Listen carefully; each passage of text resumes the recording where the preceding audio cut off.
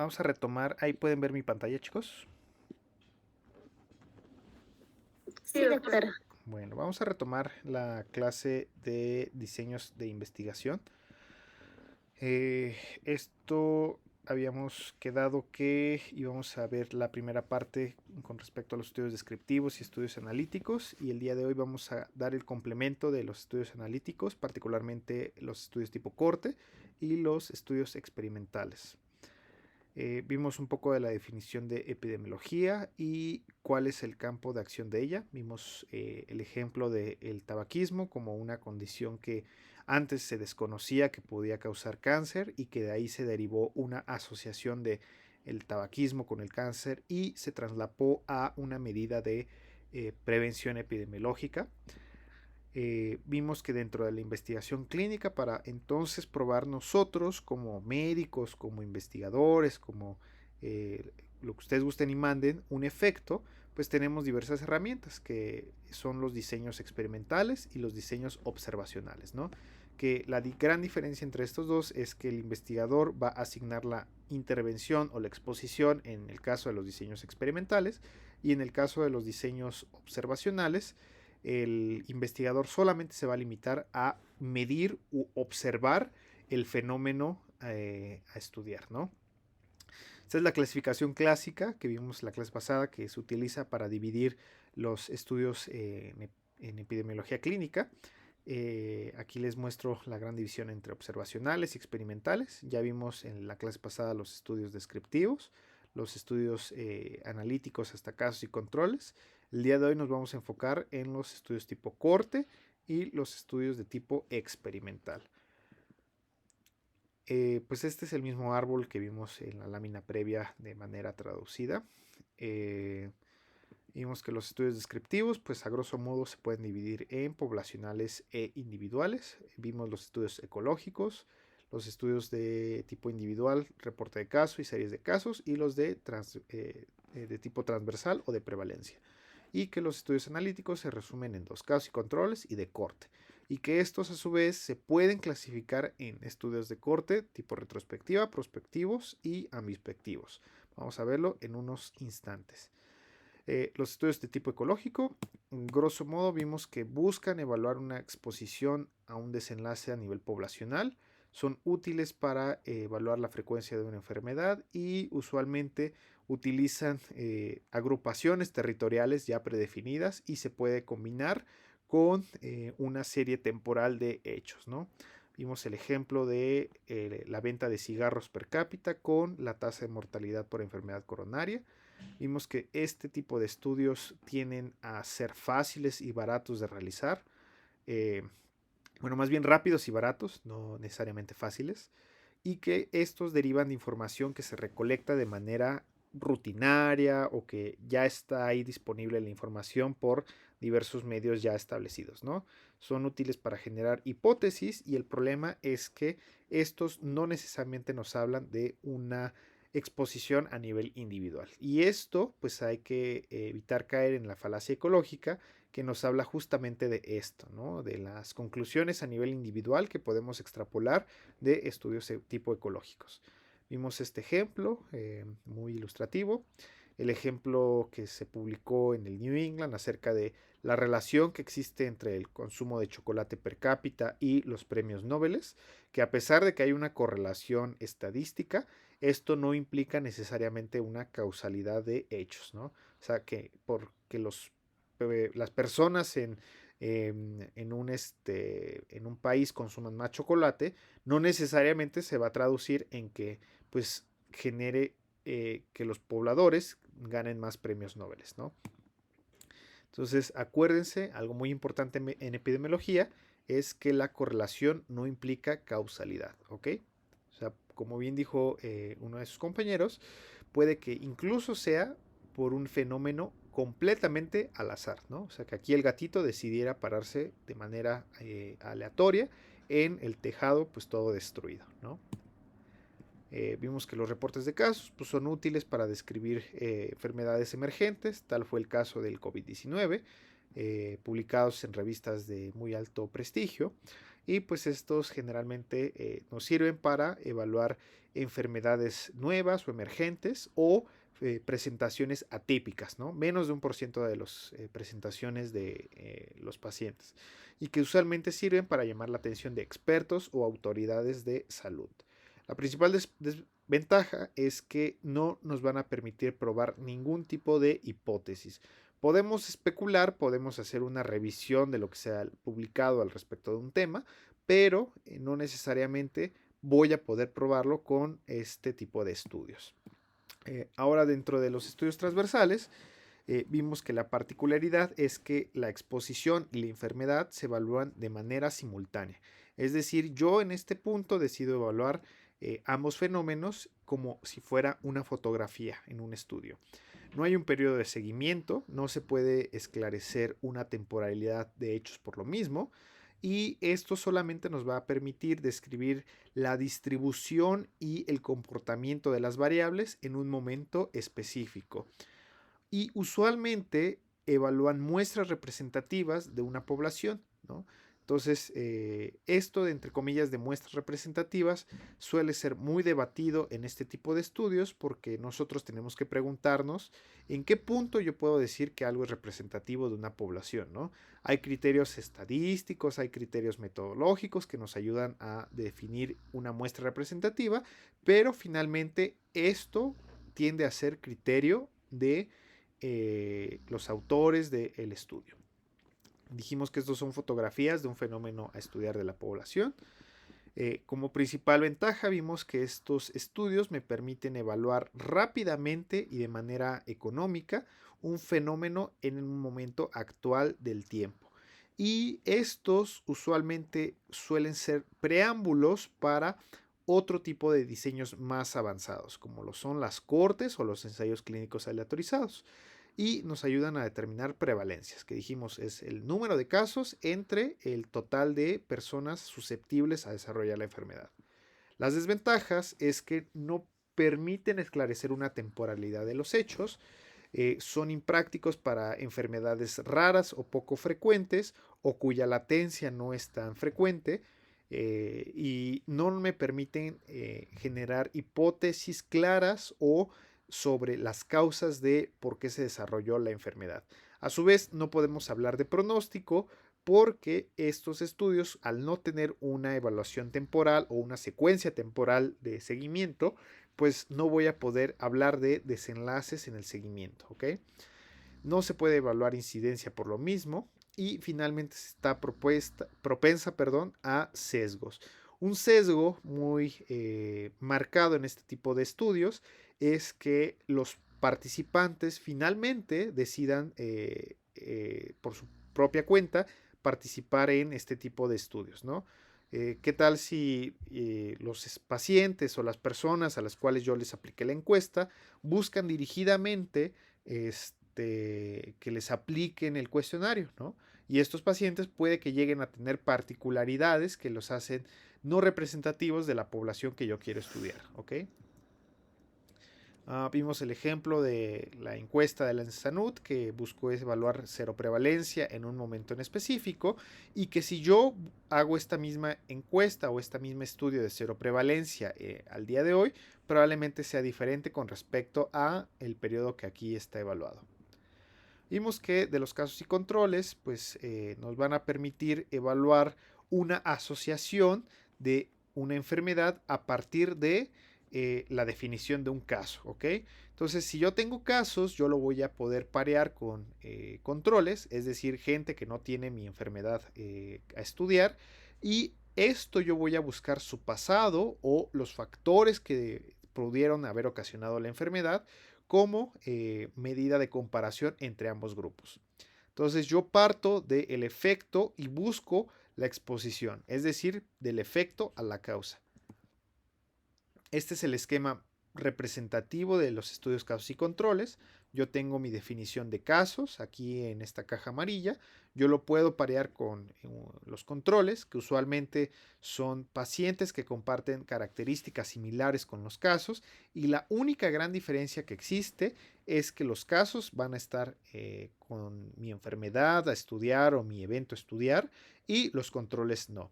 yo voy a indagar a su pasado y voy a ver si estos pacientes tuvieron más frecuencia a mi variable de exposición que estos, ¿ok? Entonces, vimos que dentro de la definición de casos, pues yo tengo que tener criterios diagnósticos que sean rigurosos y que los criterios sean completamente explícitos, es decir, que estén completamente fundamentados en la literatura, de acuerdo a puntos de corte ya categorizados, definidos, etcétera, ¿no? Pero finalmente que sean rígidos los criterios para los casos. Mientras que para los controles, acuérdense, como no van a tener la enfermedad, yo lo que busco es que sean representativos de la población que yo busco estudiar, que lo único diferente sea que estos tengan la enfermedad y estos controles no. Usualmente se dice que hay que parear los controles de manera uno a uno, es decir, por cada caso yo tengo que tener un control, pero algunos autores mencionan que puedo tener hasta 4 controles por cada caso. Estos controles tienden a ser personas que pertenecen al grupo poblacional de los casos, pueden ser casos hospitalarios o incluso familiares dentro del mismo grupo de los casos, o incluso pueden ser anidados en una corte. Ahorita vamos a ver a qué nos referimos a esto. Y otros medios pues son a través de encuestas telefónicas, a través de grupos vecinales, etcétera. O sea, finalmente encontrar al grupo control es a veces más difícil que encontrar a los casos. Vimos que el pareamiento es un método que nos va a permitir tener una mejor conclusión al momento de hacer nuestro análisis y que esto pues tiene que ser lo más o el pareamiento tiene que ser lo más apegado a las características de los grupos controles, ¿no? O sea, si yo por ejemplo mi grupo de los casos tengo que la mayoría son hombres con una edad de 60 años, que tengan ciertas características antropométricas, ¿no? Yo tengo que buscar en los controles características similares, o sea, que mi gran mayoría de controles sean hombres, en el mismo rango de edades, que tengan mismas características antropométricas, es decir, que lo único diferente entre los casos y los controles sea la enfermedad de estudiar. O sea, que los casos tengan la enfermedad y los controles no. Pero el resto de las características yo voy a buscar que sean lo más parecidas posibles, ¿ok?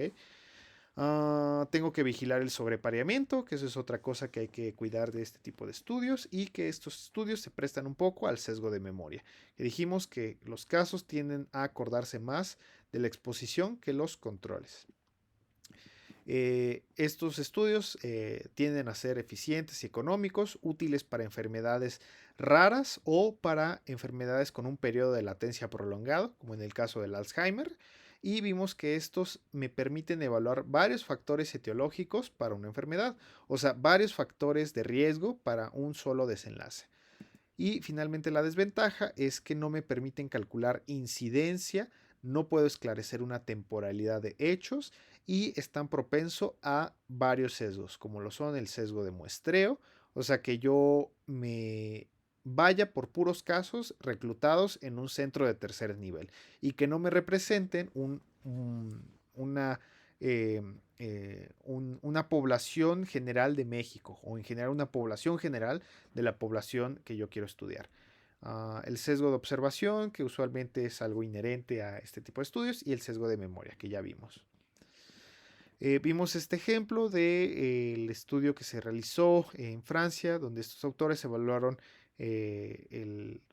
la asociación del uso de benzodiazepinas para el desarrollo de Alzheimer.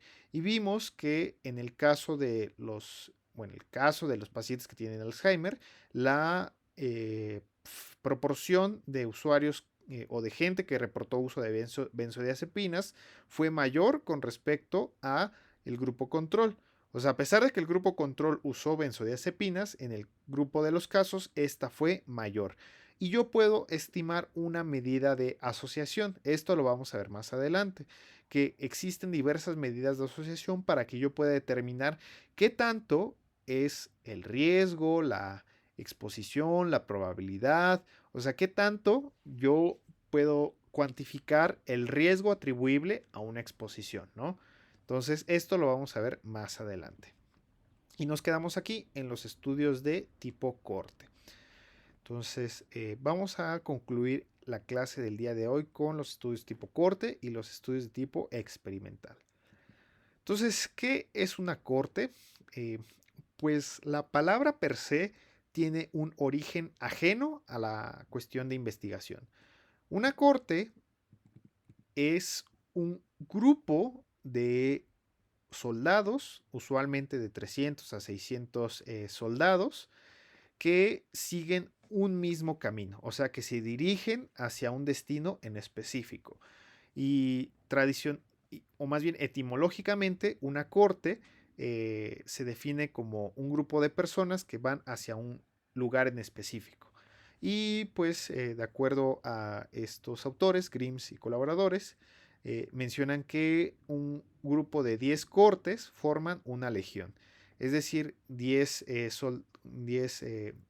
cortes de soldaditos van a formar una legión de soldados. El concepto después se adoptó en investigación para evaluar a un grupo de pacientes que yo voy a seguir en el tiempo, ¿ok? O sea, una corte es un grupo de soldados que van a seguir un rumbo específico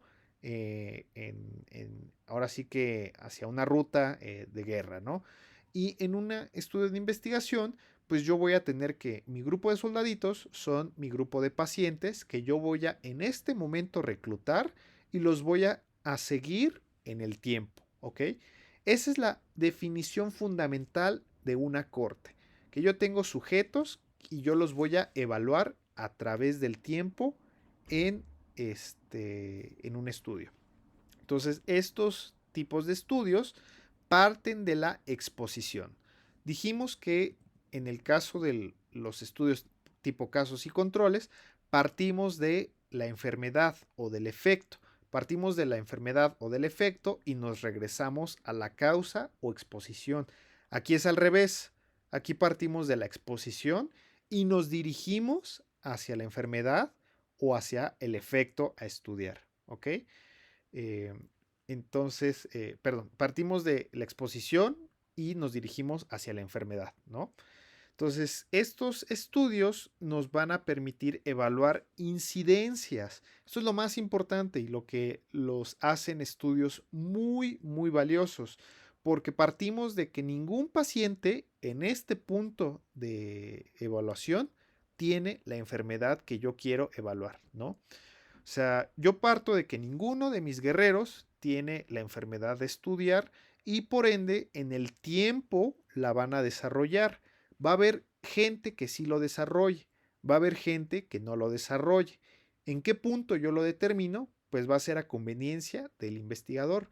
Yo no puedo evaluar a un grupo de personas eternamente. Yo voy a definir en algún punto del tiempo, en el futuro, ¿no? O en el tiempo más bien de estudio, en qué punto yo quiero parar, ¿no? Al año, a los 2 años, a los 5 años, a los 10 años, a los 20 años. Hay cortes que actualmente tienen 50 años de seguimiento, pero finalmente el tiempo pues está topado, ¿no? Entonces, ¿qué va a definir a una corte? El tiempo en el cual yo voy a evaluar a mis sujetos sin la enfermedad.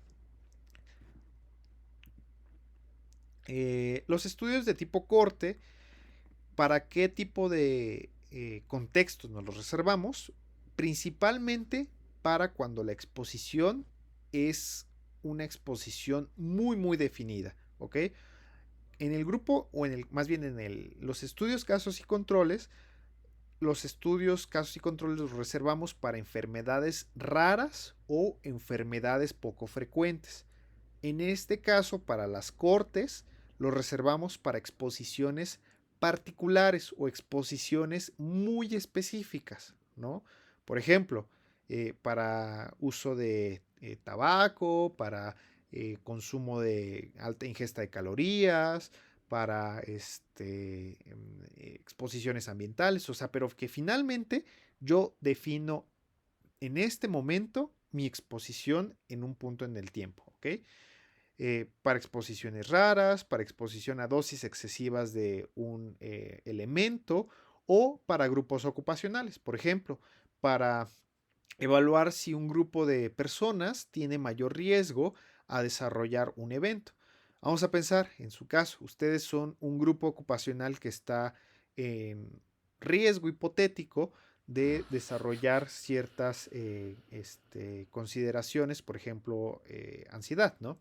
Entonces, si yo lo siguiera a través de lo que les resta de la carrera de medicina, si en este momento hago una evaluación, probablemente ustedes no tengan ningún grado de ansiedad o de depresión, pero probablemente en el tiempo uno que otro lo pueda desarrollar. Entonces, yo busco como investigador ver qué cuestiones o qué factores uno puede asociar al desarrollo de una enfermedad en un grupo de ocupación, ¿no?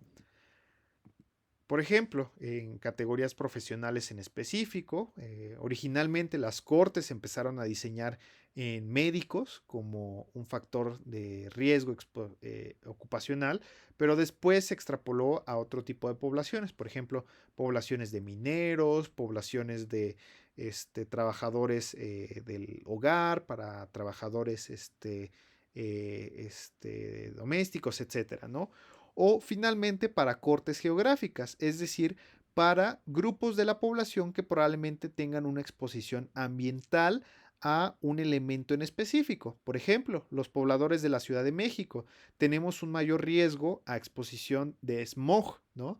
Y a pesar de que en este momento, si yo hago una corte, muchos de nosotros no tengamos ninguna enfermedad, por ejemplo, tocamos madera como cáncer o como,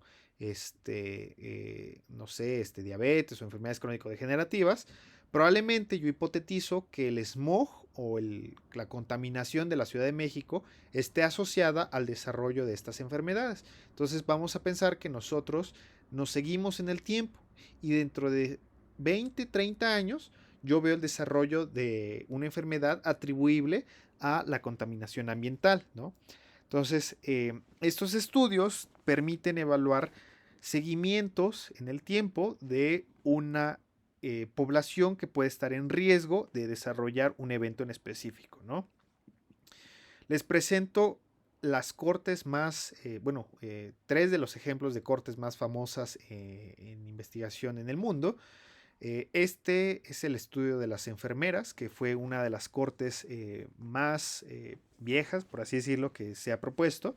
Este estudio de las cortes llevado a cabo en Boston empezó en los años 60. Imagínense, hace muchísimo tiempo. Y lo que se hipotetizaba de las enfermeras es que este grupo estaba en riesgo de desarrollar cáncer debido a que este grupo estaba en alta exposición al humo de tabaco. Entonces siguieron completamente durante casi más de 40 años a enfermeras que pertenecían a los hospitales cercanos a la región de Boston para ver cuál era su incidencia a ciertos tipos de cánceres. Y justamente este fue uno de los primeros estudios que mostró la asociación que hay entre el tabaco y el cáncer. El segundo estudio, el estudio de Framingham, es uno de los estudios más impresionantes que se ha realizado para evaluar enfermedad cardiovascular. Tanto así que si nosotros ahorita buscamos en Google la calculadora de Framingham, podemos encontrar que esta calculadora está basada en el estudio que se realizó en la población que se estudió en Boston.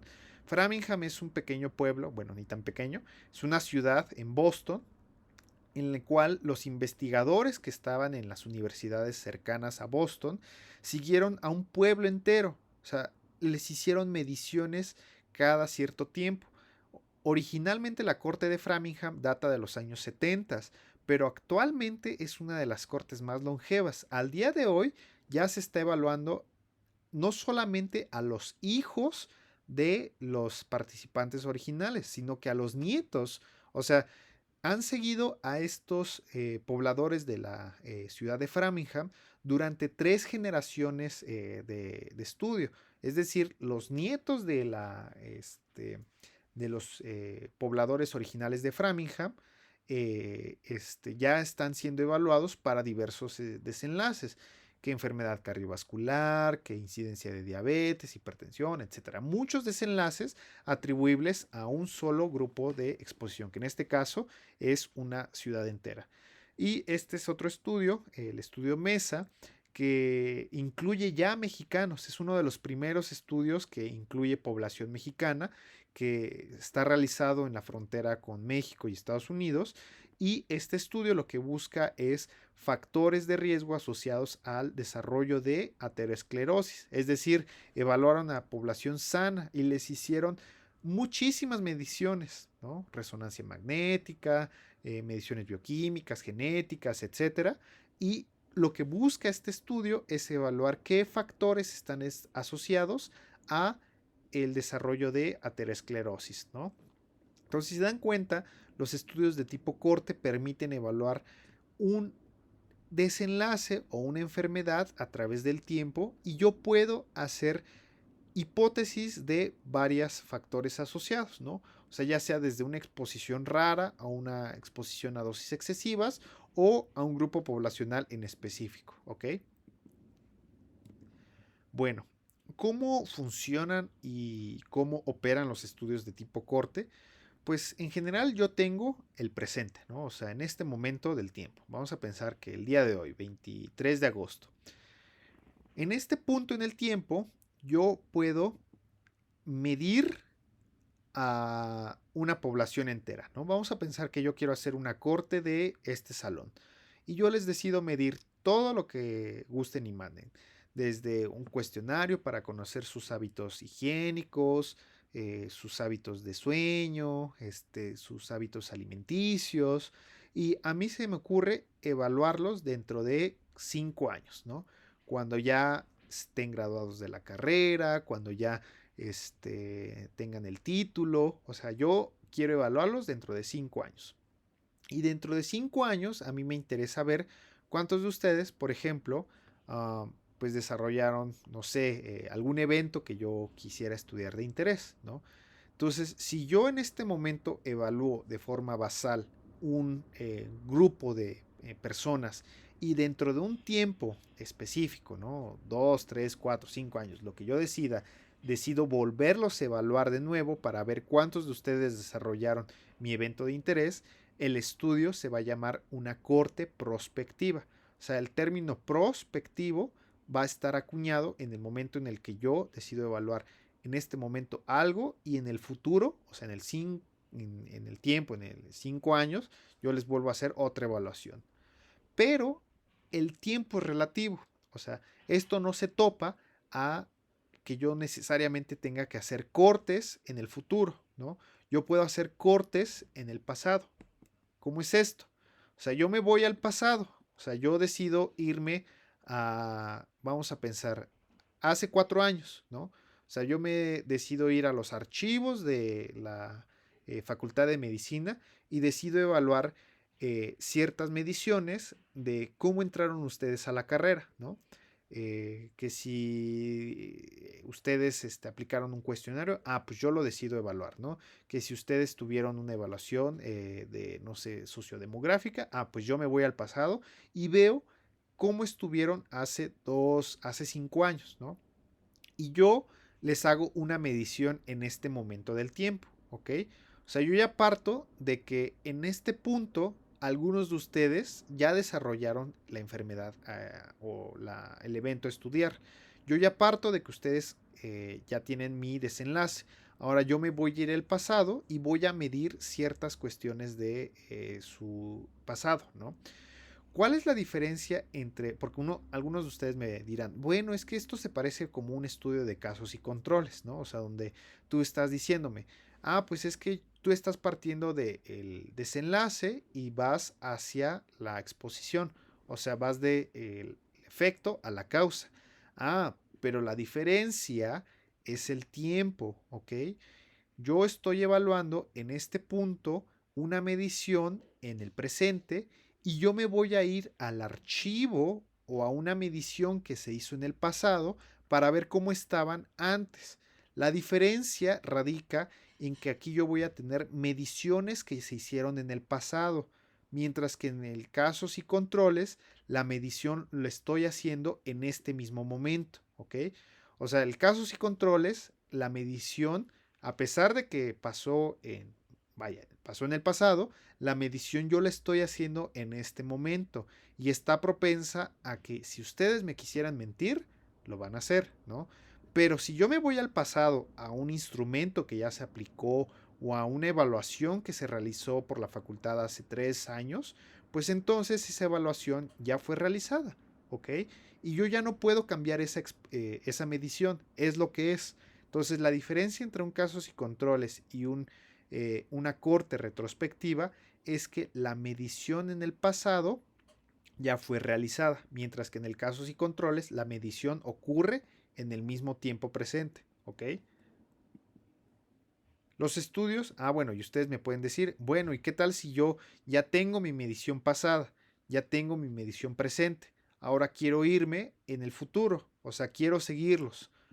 Pues se llama entonces un estudio ambispectivo, o sea, que yo decido evaluar cosas del pasado, yo les mido cosas en el presente y yo les mido cosas en el futuro, ¿ok? Entonces, este tipo de estudios se presta muchísimo para jugar con mediciones en el tiempo. O sea, si yo decidiera irme a los archivos, ¿no? Y decidir medir eh, o evaluar cosas que ya se les midieron a ustedes en el pasado, hacerles un cuestionario en este momento y en el futuro hacerles un cuestionario a los 5 años, pues entonces en este punto se vuelve un estudio ambispectivo.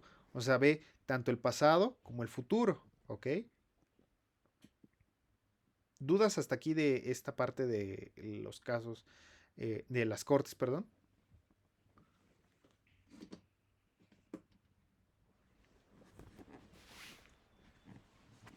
Creo que no. Súper. Bueno, estos estudios son muy bonitos porque me permiten evaluar asociaciones con una mayor contundencia, ¿ok? Les presento uno de los estudios que demostró de manera contundente que a pesar de que el tabaquismo no es perdón, a pesar de que había duda al respecto de si las personas alrededor de los fumadores desarrollaban cáncer, este fue uno de los estudios que confirmó la relación. Es decir, aquí pueden ver en esta gráfica que vamos a ver más adelante, que son gráficas de Kaplan-Meier, en el grupo verde es el grupo que nunca fumó, ¿ok? Y conforme pasa el tiempo, pueden ver que existe una menor o la curva va disminuyendo, lo cual se traduce a que el grupo que nunca fumó va a desarrollar cáncer en el tiempo, ¿no? Pero si se dan cuenta, en el eje de las Y se encuentra la proporción de gente que desarrolló cáncer en el tiempo. A pesar de que hay gente que nunca fumó y desarrolló cáncer, este estudio demostró que existe un grupo que fumó de manera ocasional o que fumó en el pasado y lo dejó en algún punto y que a pesar de ello desarrolló más cáncer o tuvo una mayor incidencia de cáncer con respecto al grupo que nunca fumó. Y a su vez existe el grupo que actualmente fuma, o sea, que nunca dejó de fumar y cuya incidencia de cáncer es mucho mayor con respecto al resto de los grupos. Entonces, esto estudios de tipo corte me permite evaluar el riesgo en el tiempo de desarrollar un evento.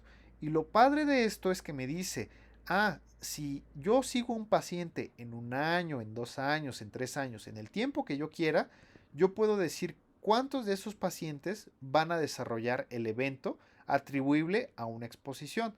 O sea, yo con este tipo de estudios yo le puedo decir a algún paciente, señor, si dentro de 1 año no deja de fumar o dentro de 10 años usted no deja de fumar, usted puede en tanto porcentaje o en tanto frecuencia puede desarrollar cáncer, ¿no? Entonces, este tipo de estudio me permite evaluar el riesgo en el futuro de desarrollar un evento, ¿no? Bueno, estos estudios no son exclusivos de pues, Estados Unidos o de Europa o de poblaciones con capacidad económica. Les presento uno de los estudios de corte más grandes que se ha realizado en México.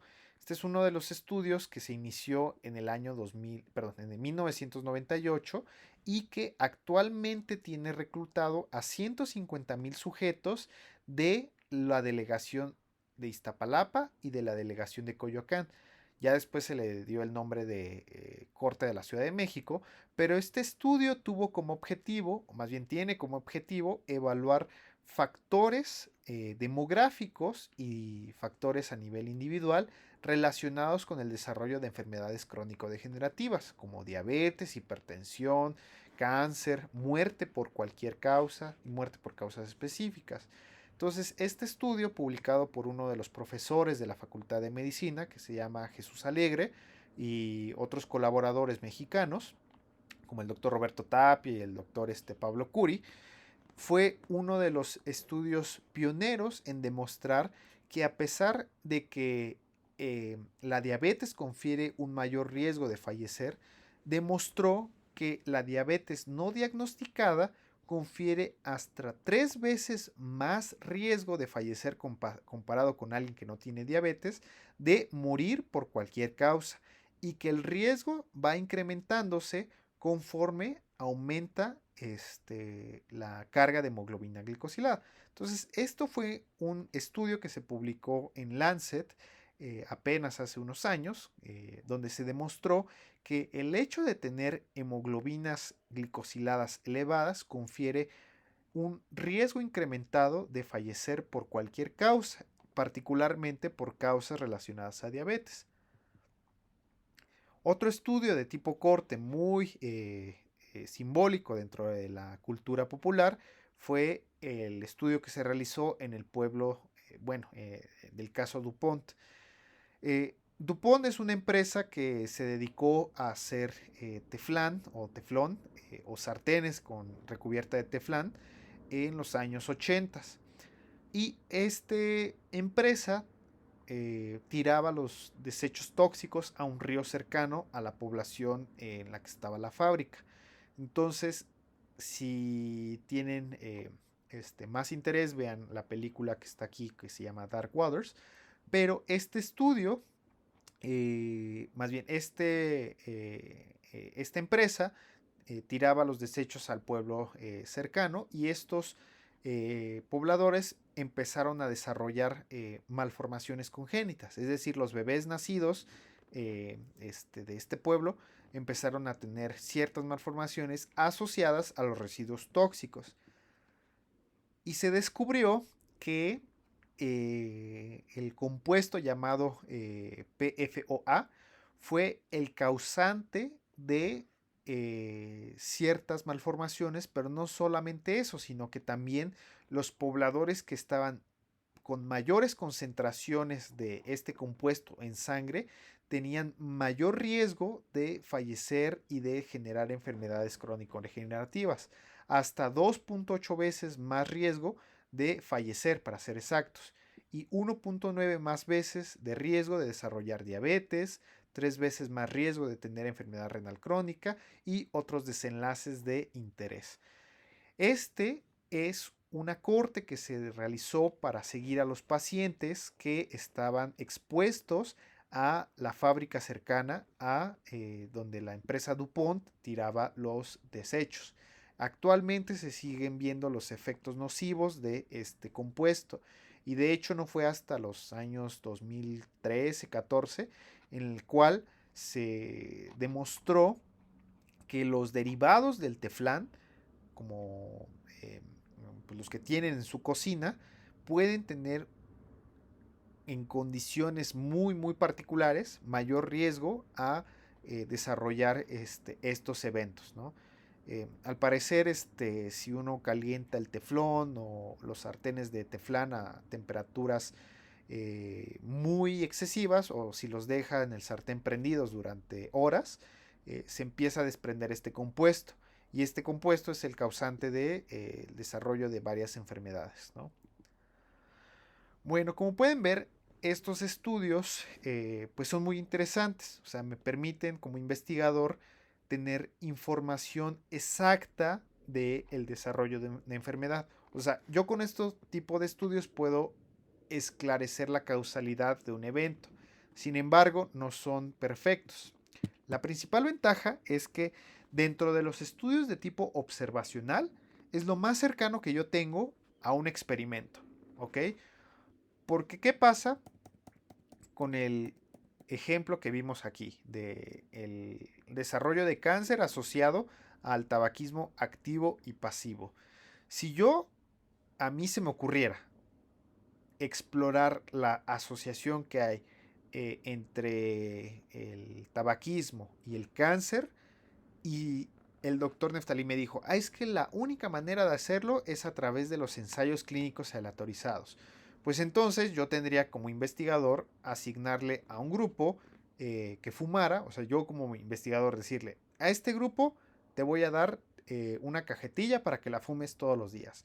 Y a este otro grupo, pues no, y quiero ver si tú, este grupo que le asigné una cajetilla de cigarros, desarrolla más cáncer. Pues obviamente esto no se va a poder, es antiético. O sea, yo no como investigador, yo no voy a poder asignarle una exposición que yo ya sé que demuestra o que está asociada a un riesgo de una enfermedad demostrada.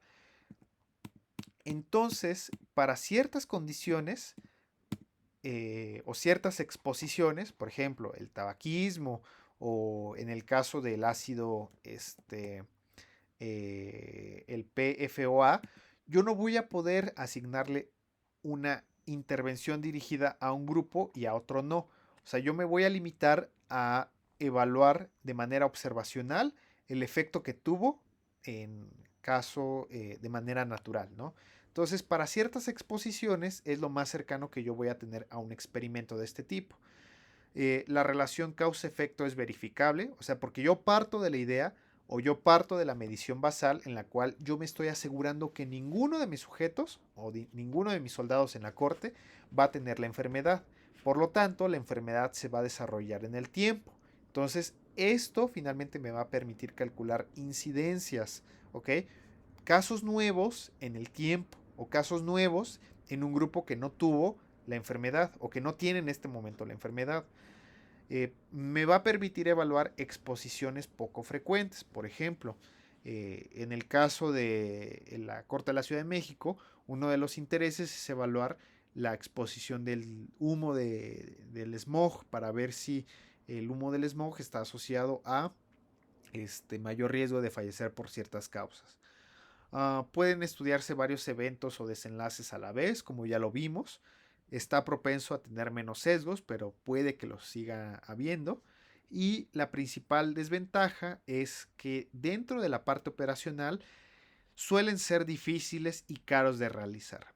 Nada más como dato, la Corte de la Ciudad de México lleva aproximadamente gastado 5 millones de pesos mexicanos en nada más la pura medición basal. Entonces se pueden dar una idea de la magnitud de el costo que puede realizar una corte de estas magnitudes. Las cortes de Framingham, de Mesa, llevan invertidos millones y millones de dólares. Entonces, este tipo de estudios están reservados para preguntas muy delimitadas, pero sobre todo para una capacidad estructural ya ahora sí que ya delimitada, ¿no? Cuando se trata de eventos poco frecuentes se requiere una muestra grande, o sea, si yo quisiera ver, por ejemplo, la incidencia de Alzheimer y yo ya sé que la incidencia es muy rara, pues yo voy a tener que reclutar a 1 millón de sujetos, ¿no? Ustedes díganme, ¿operacionalmente es posible reclutar a 1 millón de sujetos para ver solamente que 100 o 1000 personas desarrollen Alzheimer?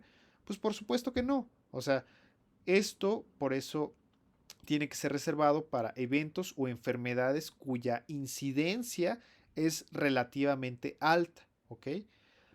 El seguimiento suele ser complicado, es muy difícil hacer que una corte complete el seguimiento al 100%, entonces eh, hay que tener mecanismos para evitar pérdidas y pues generalmente los sujetos que se pierden en el tiempo, o sea que se pierden durante el seguimiento, pues tienen características que usualmente los hacen vulnerables a diversos tipos de sesgos.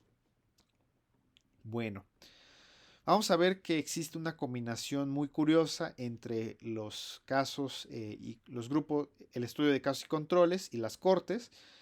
El tipo de estudio se llama casos y controles anidados en una corte, básicamente de una corte que yo ya tengo establecida y que yo la sigo en el tiempo.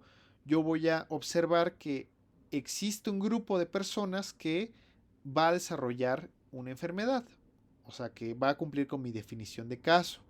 Algunos van a desarrollar una enfermedad en específico, por ejemplo en el caso del Alzheimer, ¿no? Y yo lo voy a poder parear o yo lo voy a poder eh, machear o yo la voy a poder juntar con controles, es decir, sujetos cuyas características sean similares a los casos, pero que estuvieron originalmente reclutados dentro de la misma corte. ¿Ok? ¿Cuál es la gran diferencia entre un casos y controles anidados a una corte y una corte? Que los casos están pareados por características similares con los sujetos que no desarrollaron la enfermedad. ¿Ok? Mientras que la corte yo comparo a todos los sujetos, tanto como los que desarrollaron la enfermedad como los que no desarrollaron la enfermedad. ¿Ok? Bueno, entonces aquí les dejo un breve resumen de los estudios analíticos, bueno, estudios observacionales analíticos. Las cortes parten de la causa y van al evento. Acuérdense, partimos de la causa y vamos hacia el evento. Los casos y controles partimos del evento y nos vamos hacia las causas, ¿ok? Y los estudios de tipo transversal, tanto las causas como el evento, están medidos en el mismo tiempo, ¿ok? Los estoy evaluando en el mismo momento. Aquí ya se pueden dar una idea del por qué los estudios de corte tienen una mejor evidencia que los casos y controles y que a su vez estos estudios, casos y controles, proveen una mejor evidencia que los estudios transversales. Porque finalmente yo puedo evaluar la causalidad de una mejor manera dentro de los estudios de corte comparado con los casos y controles y a su vez estos estudios me van a permitir evaluar causalidad mejor que los estudios transversales. ¿Ok? Bueno, vamos a ir por último con los estudios de tipo experimental. No es el motivo de la clase que veamos a detalle los estudios experimentales, es todo un módulo entero en investigación, los estudios de tipo experimental. Aquí solamente les voy a dar una breve repasada de ellos. Los diseños experimentales en sí son cortas, ¿ok? O sea, pero finalmente llevan el nombre de diseños experimentales porque yo como investigador voy a asignar una intervención de manera dirigida. Es decir, yo como investigador le voy a dar a un grupo una intervención en específico y a otro grupo no. ¿Ok?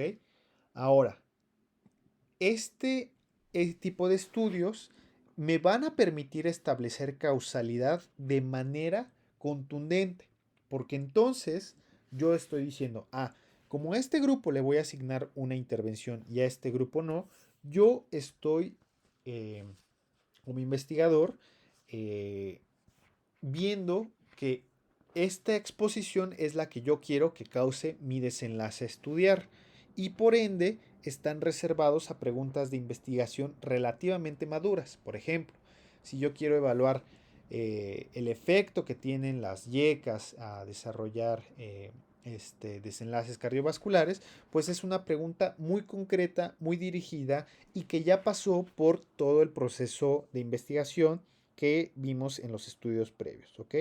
Entonces, pues, ¿qué tipos de estudios experimentales hay? Pues los hay en animales, en ambientes controlados, o sea que a un grupo de ratitas les dé una intervención y a otro grupo de ratitas no. Ensayos in vitro, por ejemplo, en cultivos celulares o en tejidos. Y está el que se realiza en pacientes, que son los ensayos clínicos controlados.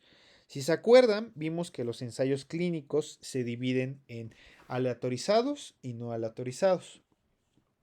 Estos tipos de estudios aleatorizados pues va a depender en que la intervención esté dada al azar. O sea, yo ya sé que a un grupo le voy a dar una intervención y a otro grupo no le voy a dar una intervención, ¿ok? pero que yo asigne a un sujeto al grupo de intervención y a otro grupo al grupo de control, va a estar dada por el azar, ¿ok? O yo puedo decidir si esto está dado al azar. O sea, a 50 pacientes les voy a dar mi medicamento y a 50 pacientes no les voy a dar mi medicamento. ¿Quién va a ir a cada grupo? Pues yo puedo determinarlo mediante mecanismos al azar, ¿no? Vamos a tirar una moneda y al que caiga águila lo voy a asignar al grupo de intervención y al que caiga sol lo voy a asignar al grupo control. Es más complejo que esto, pero quiero que entiendan el concepto. Y finalmente los estudios de intervención comunitaria, que dijimos que son estudios donde yo, en lugar de asignarle una intervención a un sujeto en específico, se lo voy a asignar a una población, a un grupo de sujetos ya delimitados, ¿no? Voy a evaluar el efecto que tienen las medidas de, vamos a pensar, los alcoholímetros, para disminuir el choque de autos. Y yo me voy a la delegación Gustavo Madero y a ellos sí les aplico mi intervención. Y el grupo control van a ser los pobladores de la delegación Coyoacán. Entonces yo aquí quiero ver qué tanto es el efecto de mi intervención a nivel comunitario del alcoholímetro, ¿ok? Para ver si esto disminuye el, los choques en una región en específico. Bueno, este básicamente es el esquema de los diseños experimentales. Yo tengo a una población, vamos a pensar una población de 100 sujetos. Yo decido que a 50 sujetos les voy a dar una intervención y a 50 sujetos el grupo control. Y yo espero que dentro de la intervención algunos sujetos pues desarrollen el evento, ¿no? O sea, eh, por ejemplo, o sea, que los pacientes a los que yo les doy un YECA, voy a ver que en verde se encuentran los que no desarrollaron infartos, mientras que en el grupo control el grupo verde, que es los que no desarrollaron infartos, pues es menor.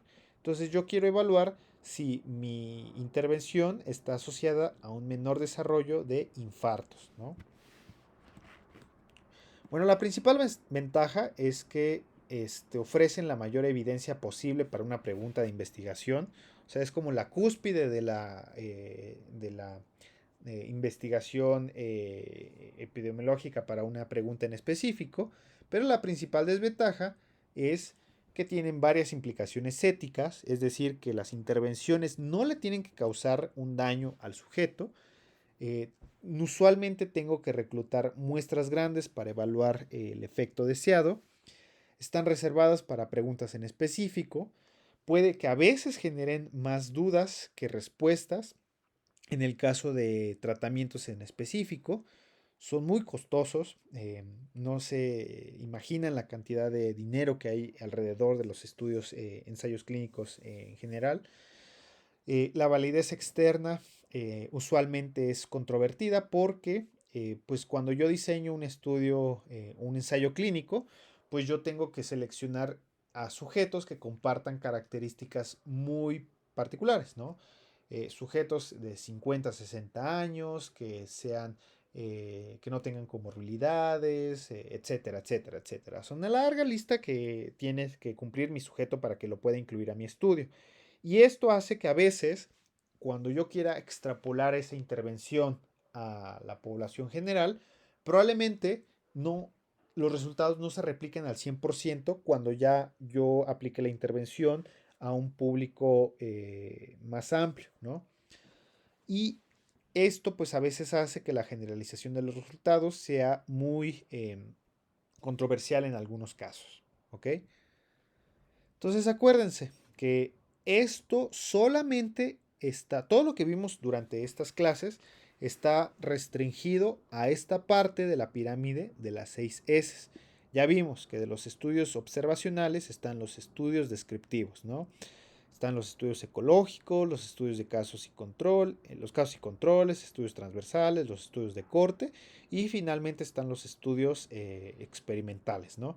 Pero esto solo representa esta parte de la evidencia en investigación o en epidemiología clínica. Dijimos que más arriba están toda la síntesis de evidencia que hay al respecto de los estudios originales. Y si se dan cuenta, a pesar de que los estudios de ensayo clínico están hasta arriba, pues todavía falta una serie de evidencia tras evidencia tras evidencia para que yo al menos pueda tener esta cúspide que son los sistemas, o que al menos esto se traslade a una recomendación de una guía de práctica clínica, ¿ok? Que usualmente son los documentos que leemos en la práctica como médicos. Entonces, acuérdense que estos estudios solo abordan preguntas en específico, preguntas de investigación en concreto, ¿ok? Entonces, a mí me gusta cada vez que doy esta clase recordar la frase de Carl Sagan que dice, la ausencia de evidencia no es la evidencia de ausencia. ¿Qué quiere decir esto? Que por el hecho de que yo no tenga un estudio, un artículo, eh, una, ahora sí que un documento que me diga que, más bien que no exista un documento que me diga que hay una asociación potencial, pues no significa que no exista una asociación, ¿ok?